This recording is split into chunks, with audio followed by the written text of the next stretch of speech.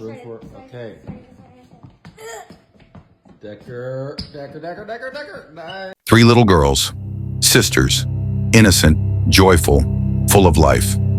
Gone. The tragedy unfolding in Washington state has shaken communities and law enforcement to their core.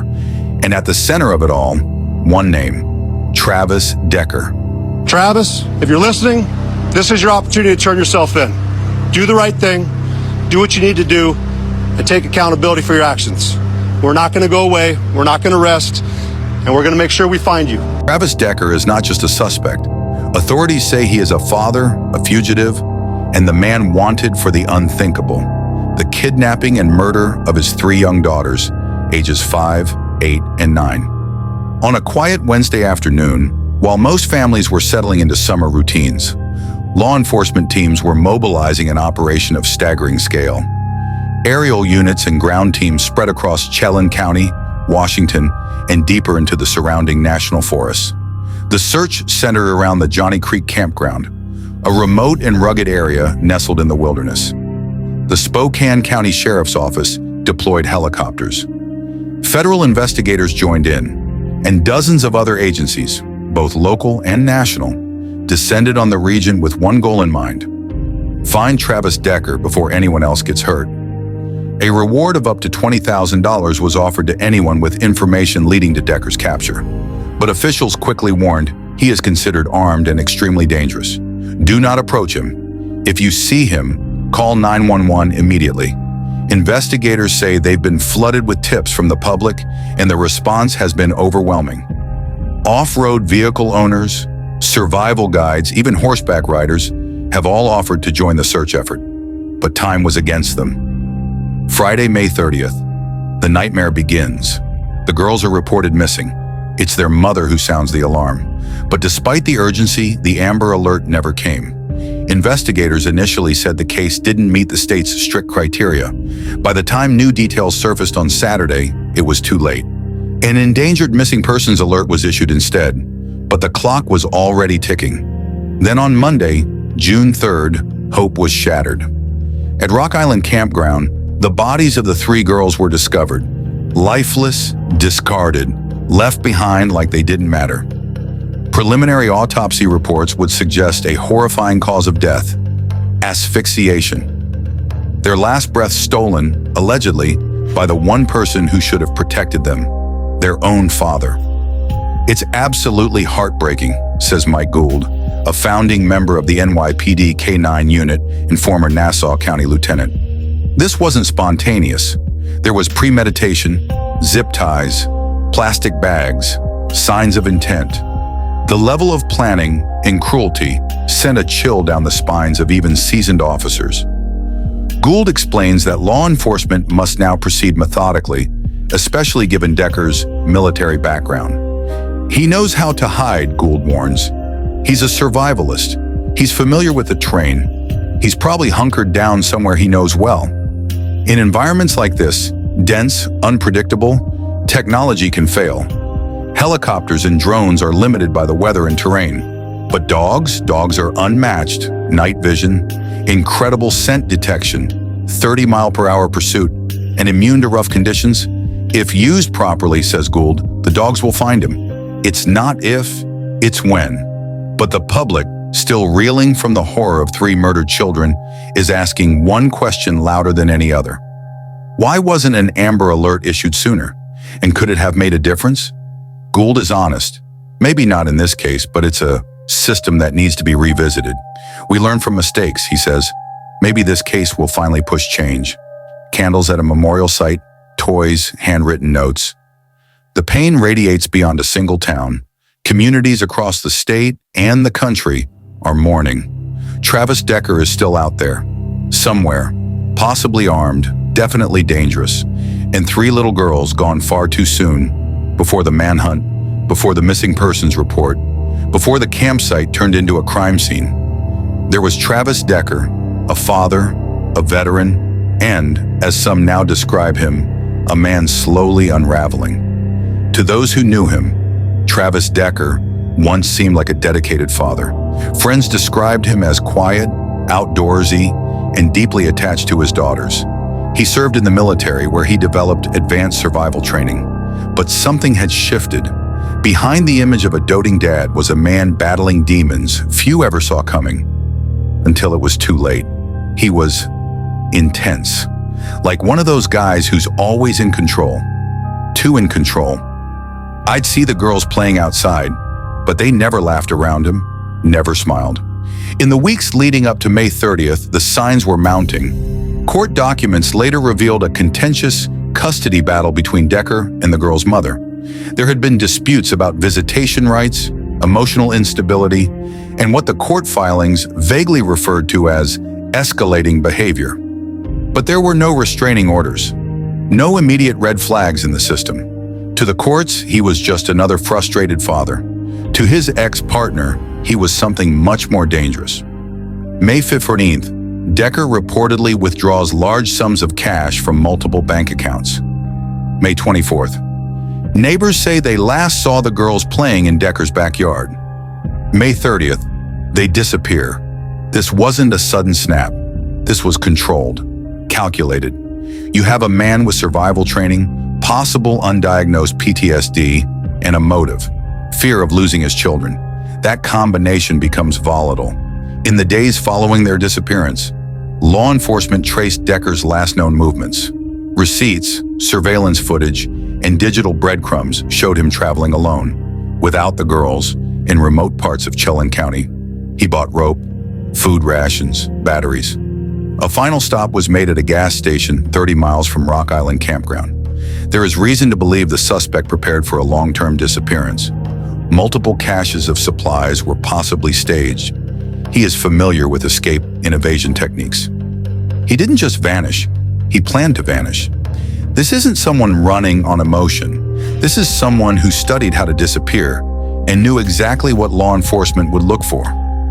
Law enforcement believes Decker may be using natural cover, abandoned logging trails, caves, or possibly even underground shelters.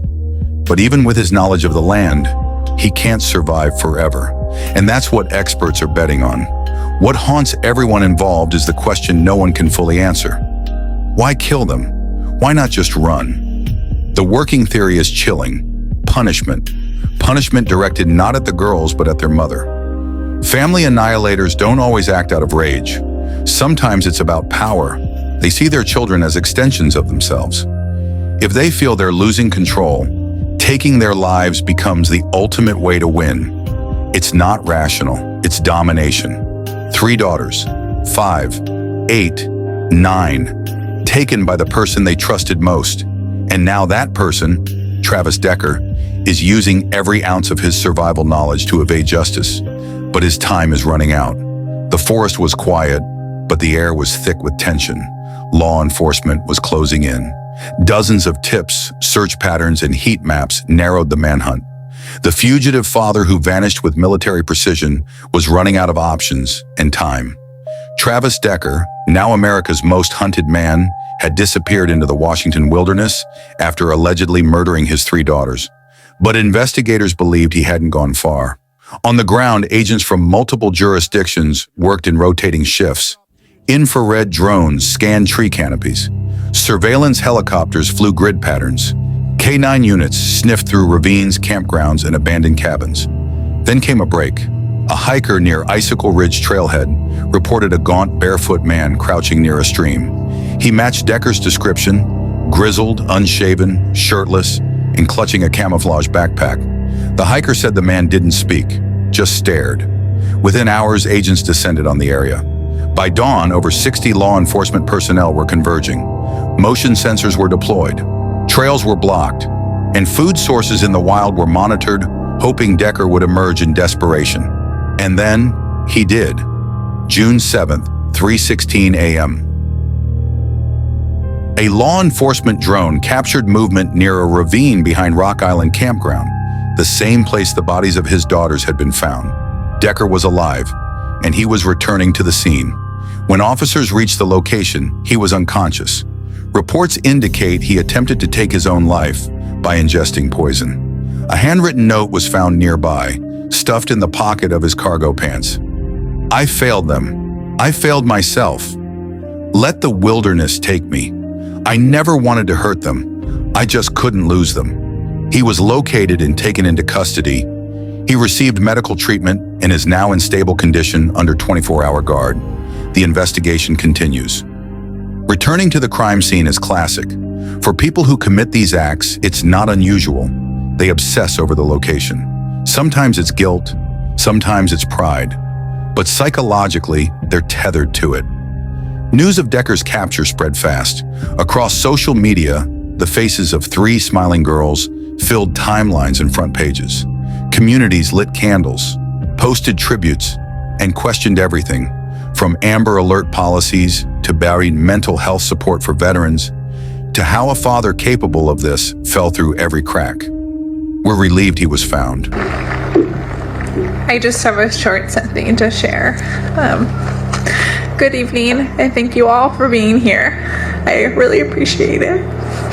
You all look beautiful, and I know that Evie would have loved to ooh and ah over all of your outfits. She would have been amazed by all the color out there and just thought you guys look fantastic.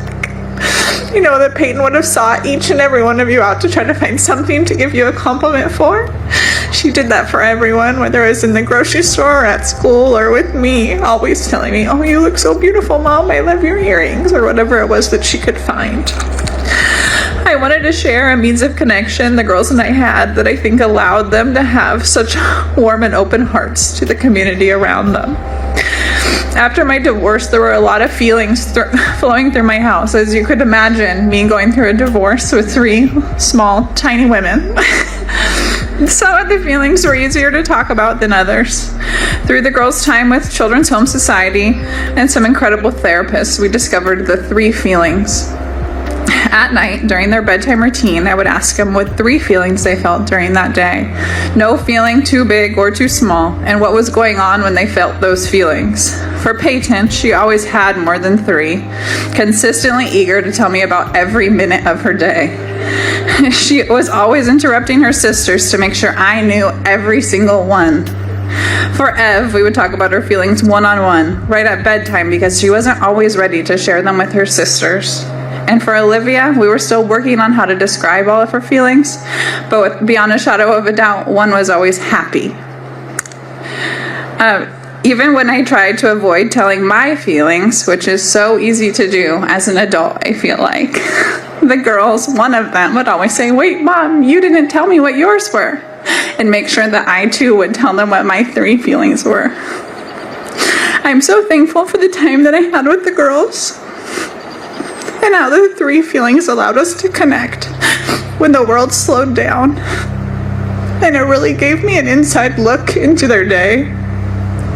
I believe doing this with them allowed them to come into the world with open hearts and kindness.